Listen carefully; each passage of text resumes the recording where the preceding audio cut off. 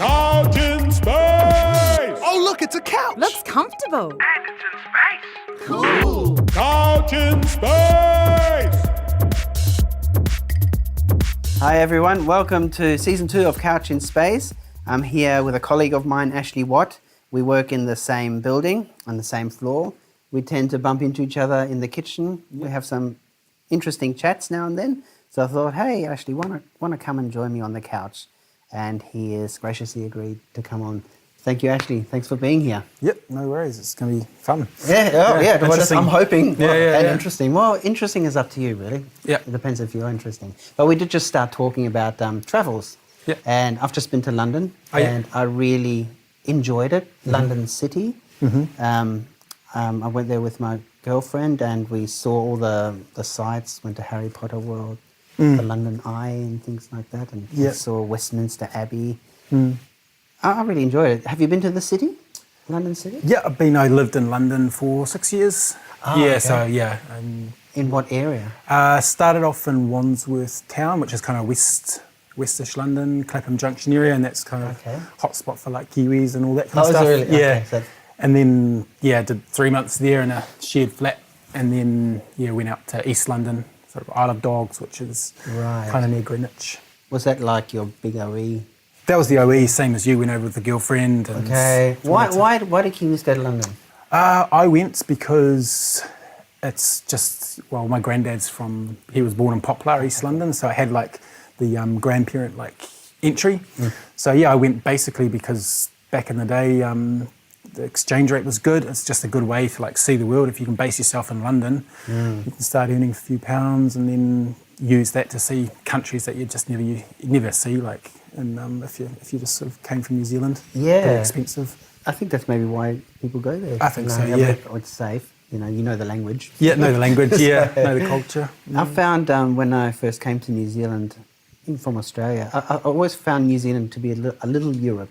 Just the way, it's a younger Europe, but it's kind of a bit smallish and quaintish. That's true. What I loved about England, though, was because we went to see Stonehenge and just even saw some of these little small townships, the cobblestone streets. And I just love it. It looks so picturesque. It looks picturesque, and then you just realise how young New Zealand is, really, when you go over there, because you see gravestones that are 500, 600 years old. Or Stonehenge, which is meant to be how many thousand years old? Yeah. Have you been to Stonehenge? Been to Stonehenge, yeah. Your impressions? Oh, well, just still trying to work out how they got those stones up there. Yeah. I was a bit underwhelmed. Maybe because I've always ever seen them in pictures and people talk about them.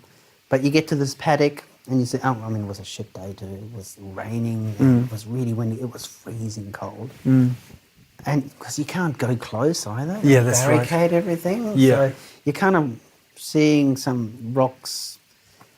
Maybe that's my ignorance, of not having studied the history of what they actually represent and mean. I mean, they did have a nice video of what Stonehenge represents from an astronomer's point of view, and the stones that were relating to Stonehenge, which were over the hills and far away kind of thing, that they kind of all linked together. Yeah. And had some sort of interesting points. But I didn't really understand it. But yeah, I don't know. What are your impressions? Yeah, I was just really, it was just amazing trying to work out how they actually got the stones there and just the history. So thinking about the stones and then how could they have done that all those years ago and all that kind of stuff. And what does it mean? And then your mind wanders and thinks, what was this like however long ago it was, thousands of years ago, whenever it was. Yeah. It's hard. What happened at Stonehenge, all that kind of stuff. Well, it's like the pyramids, isn't it? Yeah. I mean, you can go into some wonderful conspiracy theories about how they were built. Yeah. If in this day and age, we would struggle to build something like that, how on earth did they manage to do that so long ago? Was it another civilization that came through even before our one? That would make the most sense. How old is Stonehenge? Super old, thousands. Yeah, we don't have someone to fact check. True. Actually, we need someone sitting there with a laptop and just say, do a fact check. Yeah. Actually, Toby, can you fact check how old Stonehenge is? Thank you. We actually have one audience member today and we're going to do some fact checking. That's actually pretty good. Perfect. That's what Joe Rogan does on his podcast too. He's nice. got someone there. There we go. Just fact check. That's quite good. Yeah. Yeah, so London was great. I really enjoyed that. Now, you told me, yeah, you've been to Zimbabwe. Yep, so, been to Zimbabwe. Okay, I don't know anything about that place. What made you go there? What made me go there? So yeah, when I went to London, yeah, I met a Zimbabwean girl over there. So yeah, girlfriend, and yeah, so that was my sort of link back into London. Because when you're over in London, it's really like, well, Australia and New Zealand have their own little banter here, and we secretly love them but hate them. Yeah, but when we're over in London, like it seems to be like South Africans, Kiwis, New Zealanders, they all stick together. Right. Bit of a camaraderie. So yeah, met a girl. She was from Zimbabwe. So yeah, just went back to meet the parents and all that kind Wow. of stuff, and spend a couple of weeks there. Actually, speaking of, multiculturalism, that's something I really thought London was amazing. Yeah. It really was a melting pot of cultures. Yeah. And it's not just visual. And what I really noticed that walking through the mall or walking down the streets, as people walk past you, every 10 minutes you're hearing 3 or 4 or 5 different languages as people walk past you. Yeah, that's true. And I thought that was just phenomenal. I loved it. Yeah. I loved that side of it. Yeah, I loved it too. Yeah, yeah, it was nice. Yeah, just you just once I think like New Zealanders don't. I don't think. Yeah, you really get a new appreciation for New Zealand once you've actually spent time over in London. It's just a sort of different sort of like thing. Yeah, but I know what you mean. It's good. It's busy. London's busy. There's always things happening. Yeah. It'd be tiring to live there, I think. Yeah. Great place to visit. Yeah. So tell me about Zimbabwe. I don't know anything about it. So tell us about the country. How is that? Yeah, From well, a New Zealander's point of view. New Zealand's point of view, it's like a beautiful country. It's small in terms of, I could just always compare it to South Africa and Zimbabwe. So I look at South Africa, I like South Africa, and then Zimbabwe's just like a condensed version of South Africa. So it's got all the little thing. Yeah, the people super friendly. You know, yeah, super friendly. I went in a time where they're struggling a lot. I think they probably still are struggling, but like really like just to even get basic food and petrol and that kind of stuff. Like, yeah, there was a bit of a process to, line your car up and wait in the queue for days just for petrol. Yeah. I don't even know how that would work. How did it not turn into absolute chaos? Yeah, there seems to be some sort of order to it, but then you've got the guys that try and jump the queue. I've seen that, and then there's like fake funerals. So if people really need like fuel and stuff, they'll put like coffins on the back and then drive up, and then the petrol station owner will Oh, really? stuff like that. That's what I heard from my ex's parents. Yeah, that's what happens, and it's all that kind of stuff. But yeah, just people need to get their petrol, and they tend to stay in a reasonably good order about it. Yeah. Because personally, if I think of Zimbabwe, I think of people living in the bush and huts and things like that, and beautiful landscapes. Obviously, that's not so. They've got other civilization and things like that. Culturally, how are they different? Culturally? Yeah, like, what are their streets like? Streets, well, I was in Harare, which is the main city. Like it's just like an old version. It's like an old sort of like town in New Zealand, though. It's probably the best sort of thing, with a few sort of like high-rise sort of things. Oh, okay. Yeah, that's kind of what it's like. Maybe hard to really. Because I just have a tourist impression of what Zimbabwe is. Yeah, Vic Falls and all that kind of stuff. Yeah, that's right. Yeah. No, it has like where I was in the main city. Sealed roads and all that kind of stuff. Okay. Yeah. People friendly? Super friendly. Yeah, my gut feeling is like I was scared of Johannesburg, right? I was scared because it's just. I'm kind of. I was scared, but Harare, I wasn't scared. Like I felt like I could just walk around anywhere. Like I felt like, hard to say, because of the struggles like in people have in like South Africa, it's you are a bit scared. But even in Zimbabwe, even if I felt like I lost something, I needed help or something like that, it'd be fine. I'd be able to just almost like just trust people a bit. Yeah. Right. Yeah. Do some speak English over there? Yeah, they're pretty good at most speak English, and then like I think the main language is Shona or something like that. Shona. And then there's heaps of other different dialects. So what's Shona an offshoot of? I don't know that. What does it sound like? It's kind of like kind of like a South African like language, but just more it's hard to explain. I'm not good at like describing like how something sounds. I can't do an impression either. No, better not. You might offend someone. Offend someone, yeah. Yeah, but no, it's good country. It was, my sort of impressions of it. It was doing well, and just slowly over time. My opinion, like it just got sort of like, destroyed a bit by greedy like people in high power and stuff. Okay. My ex's was a journalist actually for AP. I think AP is that sort of Associated Press. Yeah, Associated Press. Yeah, he was based in there. His ex-girlfriend's dad, and he's always had access to Robert Mugabe and all that kind of thing. So because he tends to like he was telling to me he tends to report like honestly, I suppose, and so right at the start, like he was, everything was good with like Robert Mugabe. He was doing good things, yes. In terms of trying to get the land back to people and that. Mm-hmm. But then just over time, it really became about him. I think that's my impression about Robert Mugabe, and then just like a lot of people were suffering and bad decisions were made in terms of because their land is good.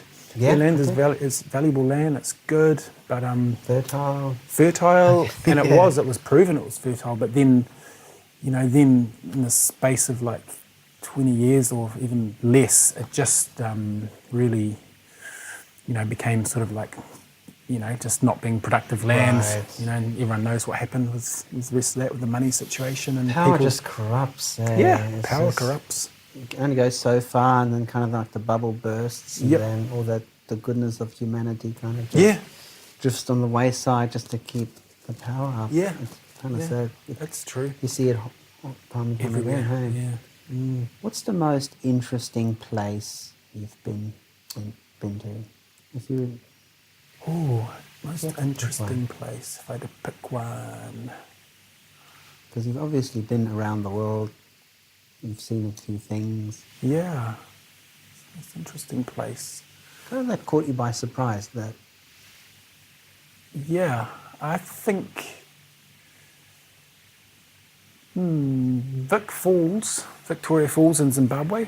I've been there. I've been, And what was it about the place that kind of captured your imagination, I suppose? It was like the noise of the water, actually, like because I've never been to like a massive waterfall before, so I went there and then really like the water's falling over. It's just the sound and like the constant rain. You don't get that experience from like just seeing a waterfall on TV or something like that. No. It's huge, the amount of water that's going across there.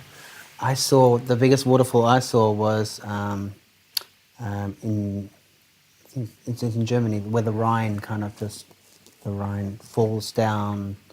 I think it's called Am Rheinfall, and it was like what you described. You can kind of walk onto a little platform, and you've got this giant waterfall just cascading down. Yeah. And the noise and the energy and the power. Yeah. It's just awe-inspiring, isn't it? Yeah.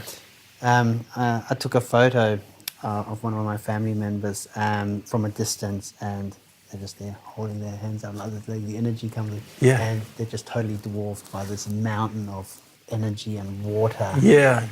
It was one of my most exciting things to see, I think. Yeah, no, it was super good. Yeah, I think translated those Vic Falls are called like the smoke that thunders, and it's kind of like that. It's really like misty and smoky, and it's just like constant noise. Yeah. It's really another experience you get. Yeah. Well, speaking of experiences, you're also your father, so we get a lot of guests on here that are fathers. Yeah.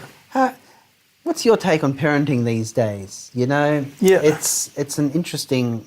A lot of people have a lot of opinions about the world, and we are all trying to cope with social media and not being offended when we talk to things. Yeah. Does it ever go through your mind that as a parent, do you try and protect your kids from that? Or, what is your take on that? Yeah, I've got 3 kids, 9, 7 and 5. So wow, okay, you've got a while to go. Yeah, got a while to go before. But now the 9-year-old's getting into gadgets and all that kind of stuff. Right. Yeah, she's allowed a an email and sort of like Facebook. I think maybe another about three years. I think. Does she have her own phone? She's got her own phone. Yeah. So she's 9. She's got her own phone. Got her own phone. Yeah. She's got her own phone, and that's for safety, really. Yeah, right. It's not really a that's just a cheap phone. No, yeah. that's But right. she knows how to use it. And yeah, she can phone people. Because I believe in that. I think you don't want to shelter them from technology. No. And they're going to grow up with it. Yeah. And the quicker they learn how to deal with technology. I think so. I think everything in balance is fine. I Yeah. hate rule structures and, you can't do this and you can't do that. It's just all about balance. Are you addicted to your phone? Yeah, I do struggle when I don't have my phone, or I know I can't check stuff on or some news or something like that. I think I'm addicted to it. Right. Is there something you think you'll ever not get addicted to? What's that, sorry? Ever not get addicted to having a phone? Is that something? I think that's gone. I think people, it's part of necessity of Yeah. everyone's life now. It is, yeah. I mean, yeah. I do that. I get up in the morning, first thing I check the phone. Yeah. And I thought about it, it's never off. Never It's off. either charging or Yeah. it's on. I listen to podcasts at night. That's my phone, and Yeah. my alarm in the morning, and then check the news. And You heard it here first. Ashley listens to Couch in Space at night to help you go to sleep. yeah, because But you're right. And I'm thinking, wow, we are keeping these things on all the time. Like Yeah. we are in contact all the time. I feel lost. Sometimes I struggle just to Yeah. sit with myself and just be present for the moment. If I don't have my phone, don't have a distraction. Exactly. It's a constant battle. And surely there's consequences to that. Yeah. I was at a movie screening earlier this week, and we were all congregating in the auditorium or the foyer, and I wasn't with anyone, so I knew absolutely no one. Yeah. So you stand there for a while thinking, well, I feel silly. Yeah. So what you do? You get on your phone and you distract yourself. Yeah. You don't make any effort to maybe talk to someone Nah, next to you. it's like a safety thing, isn't it? It is. Yeah. And there's all these people. But even if we are with your friends, I see a lot of people that were on their phones while being in their group. Yeah. So you've got this constant yeah. distraction. You see it at restaurants and everything. Sometimes people go out for a meal and they're both on their Yeah. phone, and it's not just for a couple of minutes. And how hard, it's just crazy. yeah. And I'm wondering if that has something to do with like the mental health of society these days, that, you're getting anxious, and if your brain is always switched on, at what point can you ever shut down? Because I don't think sleep is enough. People say, I go to sleep, but as soon as your eyes open, Yeah. you're attached to this little device, really, that is your social lifeline. Yeah, that's true. Yeah. And no one takes a break from it. And we are thrust on that. And this is it. We are the generation that, wow, look at this cool gadget. Yeah. And we just embrace it, bring it into our home. Whereas the next generation, they will grow up with it, but maybe they can actually learn to tame the beast Yeah, in a way. yeah, Hey, because yeah. we don't. We have no idea. Nah. We don't even remember when it was a time without having a phone and the internet full Yeah. time. I can remember getting the internet, and that was probably when I was about 13 or 14. That's my first experience with like a computer connected to the internet. Yeah. Wow. It was like dial-up, I think. And now it's just, Yeah. Now it's just, what, a 3G? Oh. Yeah. I can just check emails. I can't play That's any right. games. Good. Yeah. But how do you tame it? How, if anyway, how do you switch off? How do I switch off? Like it's really important to me to switch off.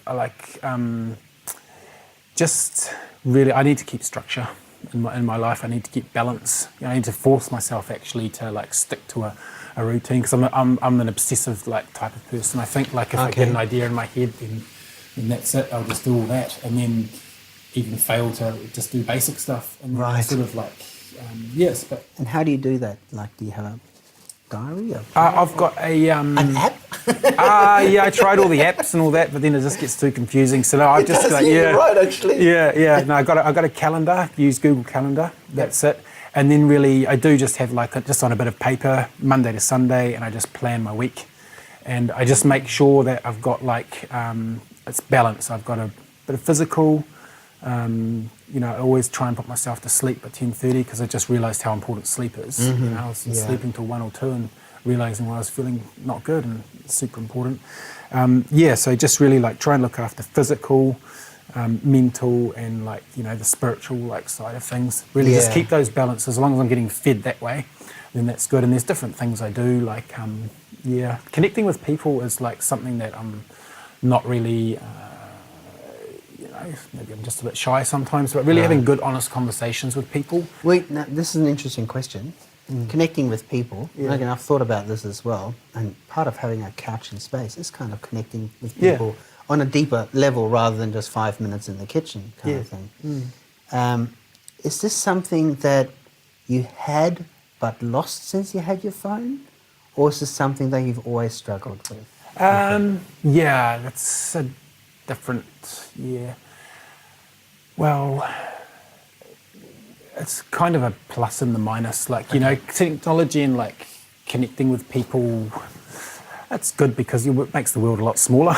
Right. You know, you get to like meet different people and, you know, it's not like the old days where it was, you know, write a letter and send it off to your pen pal. There's all that sort of stuff. But I think like the social media and stuff like that, it really, it is a way of connecting with people, but it's not really an honest way because, you know, people just like put up, you know, oh, look at my party, look at my birthday, all that kind of stuff. And I think that's... In that way, it's actually quite good.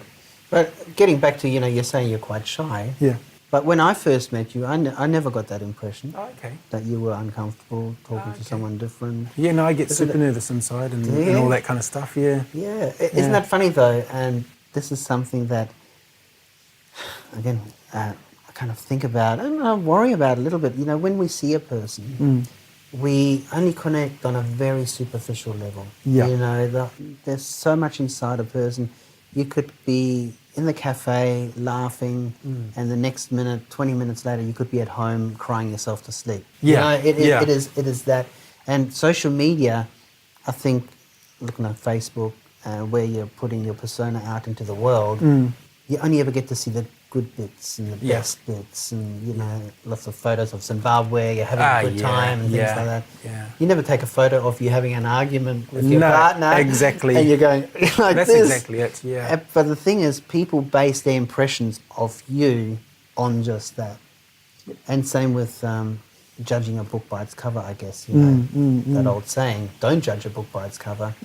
Yet, I think we're very image obsessed, and we aim to have a positive image all the time. I mean, I use Facebook. I have a rule on Facebook. I never put anything negative. I wanted that when I put a post up, if someone reads it, hopefully it makes their day just a little bit brighter. That's it. That's my intention of all my posts. I don't try and get political or nasty with anyone. I think that's a different forum, and I don't know. And that itself takes discipline, because a lot of people use social media as a keyboard warrior kind of thing. Put their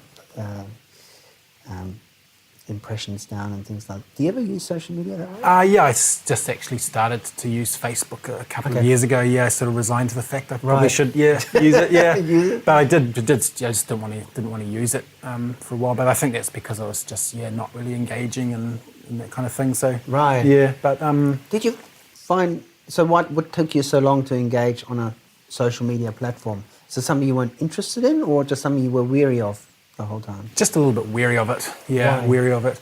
I just like hear all these stories about like, you know, Facebook tracking you and all that kind of stuff. It's just, maybe it's like paranoia and all that, but you hear some random stuff. Like I hear like, you know, I heard this one thing where, you know, a couple were talking about like a cat, and they, you know, said, oh yeah, they just did a test. They said, you were talking about a cat and we should buy some cat food. They don't have a cat. And then like about a couple of days later, on their phone, this is all voice, on their phone, all of a sudden their Facebook had like something like cat food ads or something like that. So that tells me it's either like a super coincidence, or, you know, it's true. The voice recognition goes in and they just hear what you're saying on their phone, because there's no typing of it, no Googling it. Right. So Oh, it's really? just They voice, were voice. just This is what I talking read. about it. This is what I read somewhere. So I don't, you know, this is like, but it makes sense, you know, because data's so like, Target advertising, definitely. I mean, I've had instances like With that. just by talking? No, not just by talking. No, no, I actually physically looked something up or inquired, or just clicked a link when Facebook ad came on, say like animation. You know, I'm curious about animation. So sometimes I click on things that are interesting, like someone drawing a background and things like that. And now I get all these adverts for, doodling apps and things like that, and Yeah. drawing apps. Yeah. So yeah, it's definitely targeted. Yeah. And to be honest, that's what I expect. I don't expect Facebook to have any sort of privacy at all. And that's why I'm conscious about what I put up there. Yeah. As soon as I That's true. start putting religious and political leanings, imagine the crap that you get then, yeah, I just keep it very light-hearted. Yeah. Yeah, that's and not true. too serious. Yeah. But really, do you believe anything out there is, private? Like whatever's on your phone? Yeah, that's true. Nothing. It's not, isn't it? Not these days. People No. really want to find out something they could. Yeah, but who wants to? That's Who the- cares? Yeah, that's the thing. Like, Are you that interesting? not Is the at a- government that interested in what you do, Ashley? not. Is there something you're not telling Yeah. I don't think, not on an individual level. Nah, I think, but once they get lots and lots of data about people, or just be one of and they look at trends and all that kind of stuff, it can be super valuable to them because they work out Oh, how but they're people already operate. using it. They are. Yeah. That's what Facebook do. Yeah, And I that's guess even true. Google. Yeah. So, and when these platforms, we're a hive, aren't we? And how invaluable is it to hear or see what the hive is thinking? For someone selling something, if everyone's talking about honey, for instance, oh, okay, we can up the price of honey now because it's a big thing. People are buzzing, Yeah. buzzing about honey. Yeah. Thank you, Poppy. Yeah. But yeah, it is. And I guess governments, if I was in government and running a country or running a global network, that information would be invaluable. Yeah. But to go in on a personal level, to really, let's see what Ashley's Yeah. doing, Yeah. or what Daniel is doing. Oh man, they're going to be very disappointed, I think. I think so, yeah. And what a waste of man hours to go Yeah. through. Oh yeah, he bought an art book. Yeah. Oh, Yeah. How can we use that against them? Yeah. Yeah. Unless I'm a political figure, I don't think people give a shit. Yeah. I reckon you're right. But Yeah. if you're scared of it and you don't understand this big bad internet, of course you're going to think, oh, everyone's out to get me. Yeah. You've got to be careful. Yeah. You I can't- think, no, I don't think government organisations, all that would really, but yeah, it's just got to be careful. You've always got to have in the back of your mind, I think, that what you put on the internet is like public. It is. Anything. Yeah. You're in a public square and you're shouting, Yeah. this is my address. Yeah, that's right. Yeah, exactly. Yeah. Or, And then you people don't probably get- don't realise, how much information is public. That's probably another thing as well. Like even the older, bit older than like us, they probably, I think they'll be super scared because they just don't understand. Yeah. Yeah. Don't understand. I'm wondering if the younger generation know that, whether they care, Yeah. like that all the information's out there, anything that they say can be used. Yeah. I don't know. Another interesting thing I want to have a chat to you about, and we've been through similar sort of situations, talk about anxiety and people, is that depression is so prevalent now, especially in, I don't know, middle class, Yep. dare I say white, but Yep. yes, it just as affected as everyone else. There seems to be a general foreboding that people just go to the doctor, say, I'm feeling run down, I don't have much energy, Yeah. and I really don't feel good about myself, and I don't feel good about life. What can you do to help me? And then you get prescribed these antidepressants, and they somehow do something that masks it. What has been your experience with that? Yeah, I mean, similar to, we've chatted and shared our stories and that. But yeah, it's just really like, it's just a whole nother beast, depression. Like I've been thinking about it a lot because, it's definitely something I've experienced and battled through actually. I feel like I'm out the other end, but it was a massive Wow. battle. Well done. But yeah, you're right in what you're saying is, it tends, for me, depression, it's a disease of the mind, obviously, and Yes. it's like, it does tend to be like I don't know, it tends to be like a first world, problem. Yeah. Like what you were saying, like middle class, and, I just wonder why. Why is that? Because actually I've got, we've got nothing to worry about. Not really. Not living in New Zealand, for example. We're still going to get fed. Yeah. Worst case scenario, we're still going to get fed. We're still, Got gonna a get roof shelter, over our got head. a roof over our heads. So for me, I mean, I don't even know, but because you've got all your basic needs met and all that kind of stuff, and then your mind's just like starts to worry about, you know, feelings and all that kind of stuff, and I think that really like plays into it to a certain extent. Yeah. Why? You know, have you come up with an answer? Why does the mind start going into this spiral? I'm wondering if that's somehow linked to just never switching off. Never switching off, I reckon. It's one thing I've learned is never switching off, and like, yeah, the way I got through it, like, it's really been like, you can't just say it was the doctor that gave me the antidepressants. You can't just say it was, you know, family or real close friend support. Lots of different things had to like really like click into place, I think. Yeah, in order for it to work. But it is a disease for me, it's like when you're depressed, it's really just go into a haze, and you know, I can probably just always constantly thinking about yourself, and you know, and just how bad your life is and all that kind of stuff. And it's sort of it's really good from the outset. Yeah, no, it's fine, and then it just spirals, and you don't realise all of a sudden, and What were, looking back at it now and coming out the other side, amazing. It is a feat to kind of be able to step back and see it. Yeah. Do you remember what the signs were? Like if someone came to you now who is concerned or worried that, oh, you know, something's not quite right here, what were the early signs for you that, you know, this is actually getting to be kind of coming, it's out of control basically, is what it turns out to be, isn't it? You cannot switch the negativity off. That's right. the problem. Yeah. What were the early signs for you? Like, when did you notice? Early signs is when I stop wanting to talk to people or be Right. honest to people about my feelings. Right. Yeah, I think that's a real like. See, I think talking is a big one. Talking, isn't it?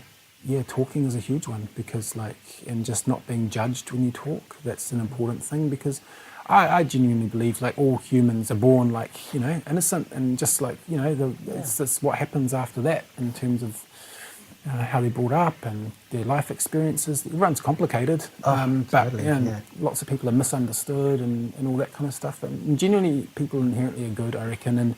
And with the depression and stuff, if you do, you know, I'm quite shy and dishonest, I suppose, but only dishonest to myself. Like, I'd always try and tell the truth, but dishonest to myself, not really recognising my feelings. And so it's, if I can just talk about it, I'm feeling a bit sad today and all that kind of stuff. Yeah.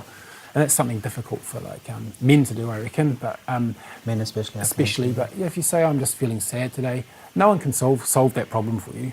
They can't try and make you laugh and all that kind of stuff. But just by saying something to them, just by talking about it, by being able to like identify a feeling and work out, what am I feeling? I'm feeling sad. I'm feeling a bit anxious. I'm feeling hurt. Actually, I'm feeling hurt because I don't like how that person spoke to me. Yeah. Even if you can get that honest like dialogue going with yourself, and then just sharing it with someone else, and they don't have to rescue you. They just need to listen. And that actually, I've noticed that even with, it's one thing I've noticed. I've really tried to stay honest just with people, and that's like goes against my grain because I don't want to upset people and all that kind of stuff, you know. But just being honest and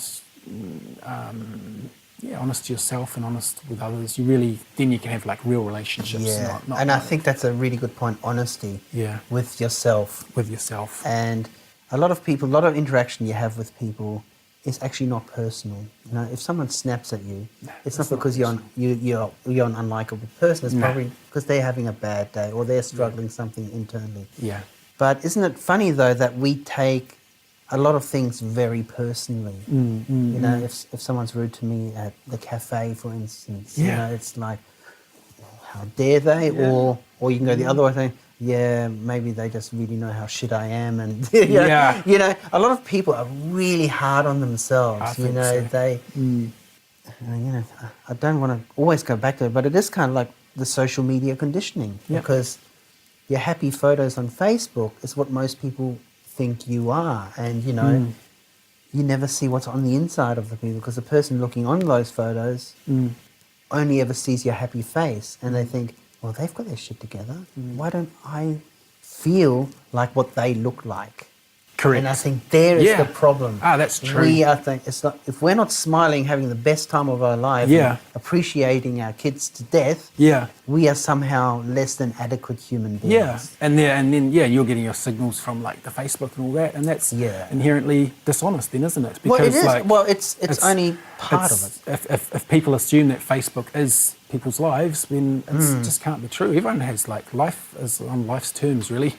You know, it's It up is. and down. It's the way you deal with it. That's the And there key. are. There are up and downs, and the downs. best way through it is balance. Yeah, If you're out of balance, and I'm talking about generically anything, like if you're always nice, you're going to be out of balance. Yep. If you're always an asshole, you're going Yep. to be out of balance.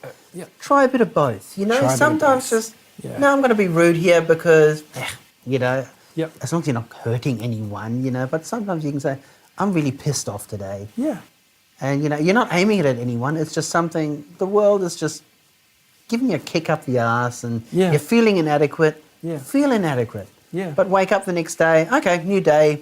Today Yeah. I'm not going to be inadequate. I'm Yeah. going to be awesome. You Yeah. know, but accept Yeah. that you had an inadequate day and an awesome day, and that's the real you. that's the real you. Yeah, and being accepted by people, just the real you, failures and everything. But people, they deep down know you're a good person, so they don't judge you on that. But you're right. It's like if you always people please and everything like that, Yes. really you're at one end of like where you want to be. And if you're always aggressive and always wanting to have your say and your needs met, then you're sort of at the other end. And people just strive for like right in the middle. Because you Yeah. really need to acknowledge. For me, like I know I'm a people pleaser and all that kind of stuff. Yes, yes, yes. I'm disrespecting myself actually by doing that because I'm not pleasing myself. You can look at it that way. I'm not, Yeah. you know, giving myself enough respect. So why am I, you know, running around and doing this? And then at the other end of the spectrum, it's like aggressive. They always want their needs met. They will just like, run over people. But that is a sign of insecurity. Sign as of well. insecurity, everything, yeah. So really it's just about, it comes back to honesty for me. And it's not the honesty as in, you know, I stole something from the dairy, I need to better go and tell that person 10 years ago I did that. You know, it's Okay. really honest is about like, just really understanding yourself. Yeah. Understanding your feelings and what makes you tick. And then you can really start to realise that, you know, you're worth something. You Yeah. know? Or for me, because I came from that, you know, people-pleasing place to there, you know, I can really understand, you are, you know, valuable and all that kind of stuff to people. And I think honesty, also you tend to understand where your limits are too. Yeah. Because like if you're a people pleaser, you are always going to, you don't have a limit because you are always going to say That's yes. right, yeah. And you don't have any personal power over that because you are just pleasing people. Yeah. And same with if you're an aggressive kind of person. Yeah. Same deal. You only have one way of dealing with something. Yeah. Railroad them or do exactly what they say. But either way, Yeah. you're giving the others the power. Correct. Yeah. And it's only if you're a really centered person, Yeah. I guess, that's when you can say, And that's hard work to be like in that centered space. Eh? Oh, totally. It's super and hard work. at the end of the day, this is what we're here to kind of learn. Yeah. You know? Yeah. If you ever hit that center space, Yeah. it's only going to be momentarily. Yeah. You go, yes, shit together, and then it tips over again. Yeah. But you know, you're walking a tightrope. Yeah. You're constantly going back. But it depends how extreme either end you go. Yeah, that's true. Yeah, yeah. And for some people, they love extremes. Yeah. They want to yell and fight and get physical. Yeah. But on the other hand, they're the most loving people, and they have these, you know, really things. Yeah. But most of us are kind of in the middle where we just dangle back and forth Yeah. like that. Yeah. Like kind of like swimming, isn't it? We're kind of swimming through. True. But that's the way we cope. So I'm so glad you came out the other end of it. And I guess would you have realised all about balance if you didn't have to go through any sort of depression state? No, I would have been stuck, I reckon, in that sort of like cycle, always being a people pleaser and stuff. And I've always wondered why I'm anxious and why I'm nervous all the time. And yeah, it's just really, I think it's like any sort of pain you go through. Like you can really, I am grateful to be where I am right now, actually, and learnt what I've learnt. Yeah. Do you find yourself you're more resilient now? I feel like I'm more resilient. Yeah, I feel like I'm more resilient. And it's really about, you know, one of the keys is just connecting with a group of people, you know, and just having an honest conversation about life. Yeah. You can just say anything you want. You're not going to be like judged. And people will, oh yeah, I sometimes struggle. And this is stuff you're not really comfortable about talking in general thing because, you know, you're a bit scared about what people think of you. You're fragile too, because if I say, oh, what you're saying is a load of shit, it might crush you, you know? Yeah. But we're kind of on the same wavelength. But I have found, though, no matter who I talk to, everyone has their own kind of psychological evaluation of their world. Yeah. You know, everyone thinks, I see the world this way and this is kind of how it works. Yeah. And it's surprising to see how intelligent people actually are. Yeah. Again, but you need to talk to them for more than 5 minutes, you know. Yeah. You meet someone, you talk about the weather in the gossip column and, you know, and it ends there. But if you actually sit down and ask someone, you know, how do you think life works? And the answer may very well surprise you. Yeah. And this is kind of this couch thing. It's brilliant. Yeah. And it works very similar for many people. They just perceive it in a totally different way. So I think it's magical in that way. Yeah. Yeah. And I thank you so much for sharing that with us. Yeah. Yeah. No, it's been cool. Yeah. I like it. Is there anything else you want to add to that? Yeah, just like, it's, just exactly what you said. It's just like, it just seems so simple. Like, it seems so simple coming out of the depression, looking back. It seems simple, like just be honest with people and all that kind of stuff. But when you're out there, it's really difficult. You need people around that actually like do care about you and can just point you in the right direction. And I want to get back to the fog thing for anyone who listens to, who's kind of curious about it or, you know, wants to see the signs if they are getting to a stage where they might need help. I think the fog is a very spot-on analogy. It's like your brain is totally fogged over. You've got this singular vision of everything. And I think one of the wonders of the medication, it kind of lifts the fog. It kind of dissipates that. Yeah. And all of a sudden, and this is crazy, creepy how this medicine works, suddenly the fog is gone and your whole perception is just clear and wide, and you can take things on and go, oh yeah, that's okay. Yeah. I can do it. Yeah, okay. It kind of moves everything into, I don't know, a totally different space. I struggle to see how honest that space is, you know. But then again, if you get unfit, you exercise, you take a few vitamin pills, and you get your body back into balance. Yeah. And I think maybe mental medication or mental holidays are a thing of that. If we're always switched on and we're always working so hard, maybe this is a good thing. But I think we don't really know how to use it yet. I think we prescribe it too quickly. Yep. And two, maybe not as encouraging to get off it as soon as possible. As soon as you've got your balance I think back. that second part is true. Yeah. I think that second part is true, but it does give you sort of like a bit of, for me, it gives you breathing ground, eh? Yes. It allows you to keep on continuing, and then just, you still need to do work. You still need to, like, I do mindfulness. Have you heard of that? Yeah. You speak about it. It's like, that's just a one way of escaping the busy world for a couple of minutes, you know, just being present. Little stuff like that, and then basic stuff, which, I mean, I just didn't know, but it's routine and sleep and exercise and connection with people. Having a plan and a goal. Having a plan and a goal. You know, I've got problems in my life, but, you know, I don't need to worry about them all at once. You know, just break them down into little, like, your little things, and then you can just tick them off. So you feel good, you're actually working towards that goal. Yeah. Yeah. That kind of stuff helps. But honestly, talking to people, people that you trust is like gold. It is. Yeah, it's like, connection is the opposite of addiction or obsession. That's my like philosophy, you know. I think that's very true, because addiction is a very individualized thing, isn't it? It's not like you share addiction with someone. No. It's about making yourself feel good and all that kind of stuff, and you can get that from connection. Connection is the opposite of and just reconnect, share your stuff with people you trust. And there are people out there, but it's difficult to, like, you know, find the right place. Yeah.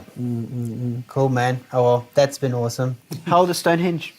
5,000 years old. 5,000 years old. Yeah. See, that's like what was happening back there 5,000 years ago.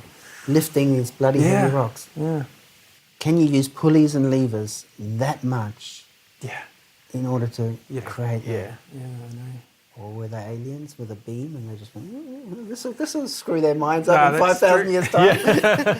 I always think that would make the most sense to me, you know? Yeah. Like, I think Earth is kind of almost like a little ant farm. Yeah. You know, okay, let's put some humans on there, a couple of pyramids, and let's just see what happens. Yeah. We'll come back in a few thousand years and see if it's still surviving. Yeah. I mean, we do it. We do it as humans. Yeah. You know, we make fake ant colonies or, you know, True. go around with True. lesser species and see what they do and cobble up. True. Yeah. So they're why all not on a Earth, I planet? suppose. They're all on Earth. So yeah, I struggle with that. I suppose, Yeah. Oh, you don't believe in aliens, even though you're sitting on a couch in This space? is futuristic. This will be like what everyone's talking about in 30 years. See? How do you feel about people saying that space is fake? How can space be fake? Like you can just look up and Yeah, just the pictures we have, or that the Earth is round. people, You know about that? The people flat still earthers? think it's flat. Yeah. No, I just don't understand that. Yeah. Yeah, no, it's interesting. Yeah. But it's a different way of thinking. Yeah. So there's a very interesting documentary about flat earthers. Okay. And I found it fascinating. Different way of life, is it? Sort of different, whole different. It's a different way of perceiving. And I think a lot of it is... you Surely see- they'd know that it's round, but it's just maybe the way they want to perceive it. I Yeah. suppose. Oh, I mean, yeah. Yeah, but it's kind of interesting how you have all this data, but you can refuse to believe it. or choose you to can believe something that else. makes life colourful. That's doesn't your it, really? truth, yeah. Well, that's it. That's your truth, isn't Yeah, it? Yeah. I mean, are you fascinated with space? Like, is that something that interests you, like astronomy? Not really. I just tend to, sometimes gaze up and wonder, like, just wonder what's out there. And sometimes I wonder about like time and speed and all that kind of stuff. Like, That's fascinating That's too. fascinating, That's purely, oh God, that's another minefield Yeah. in itself. Yeah.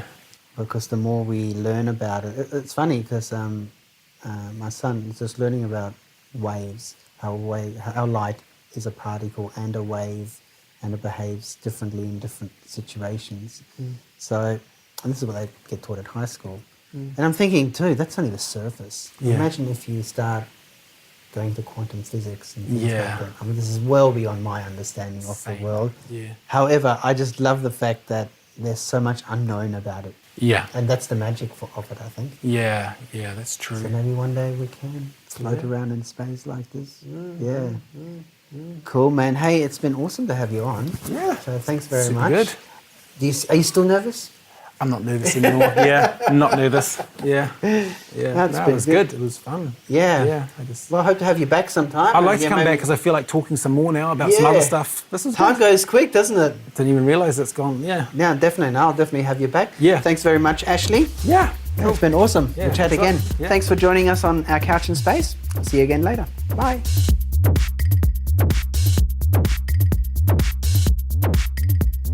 Couch in space!